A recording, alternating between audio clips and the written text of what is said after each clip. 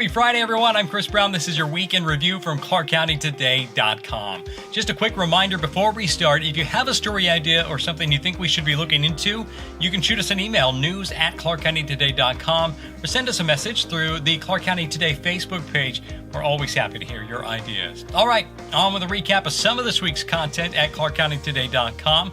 Earlier this week, we told you how Clark County and Washington's Department of Transportation are gearing up to take out the stoplights on SR 500 at 54th and 42nd east of St. John's Road.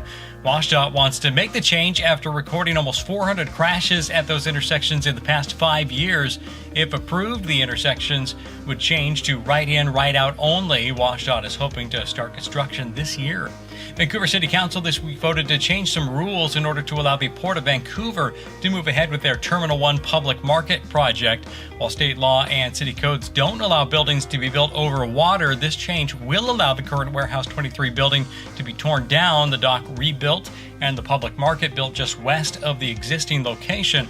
The port still has to secure funding for that major project.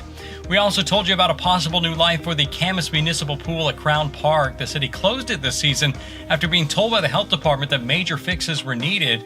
While it's still possible the pool could be torn out to make way for a public splash pad and other new features, Camas Athletic Club is preparing an offer to buy the property the pool is located on in order to expand their operations. Their goal would be to keep the pool open year-round. A decision is expected this fall.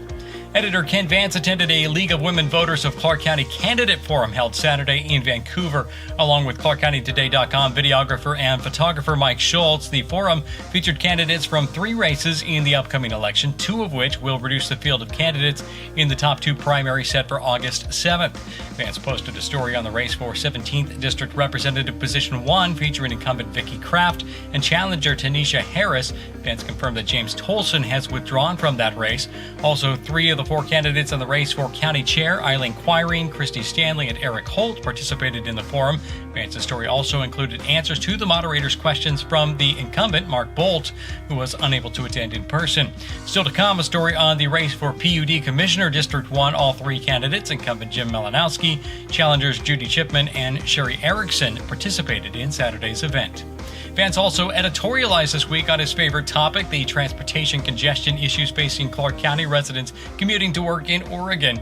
Vance, a couple days this week, commuted to Portland to fill in on NBC Sports Northwest 620 AM and used the opportunity to live the nightmare facing the more than 70,000 Clark County residents who have to make that commute across the Columbia River each week. It didn't matter which bridge he used. The bottlenecks that exist at rush hour on the only 2 crossings make the commute intolerable, according to Vance, whose experience reinforced his belief that there is no other alternative than to add more crossings over the Columbia River. Dot the mascot has arrived, but is a week or so away from making her public debut. Christian music station 104.5 Way FM, with its studio and offices in Vancouver, will debut Dot at the Washington County Fair in Oregon next week.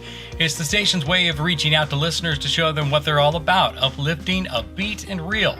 Okay, so maybe the mascot might not be really real, but the heart behind the message is authentic. Bring a smile to some faces and spread the word of the ministry at 104.5 Way FM. Check out ClarkCountyToday.com for a story on the station, plus pictures of Dot the mascot.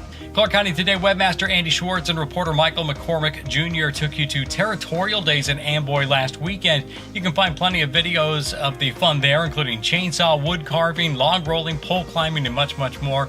Thousands braved the heat to enjoy one of the area's more popular community events. Be sure to check out the write-up and content on our website and our Facebook page.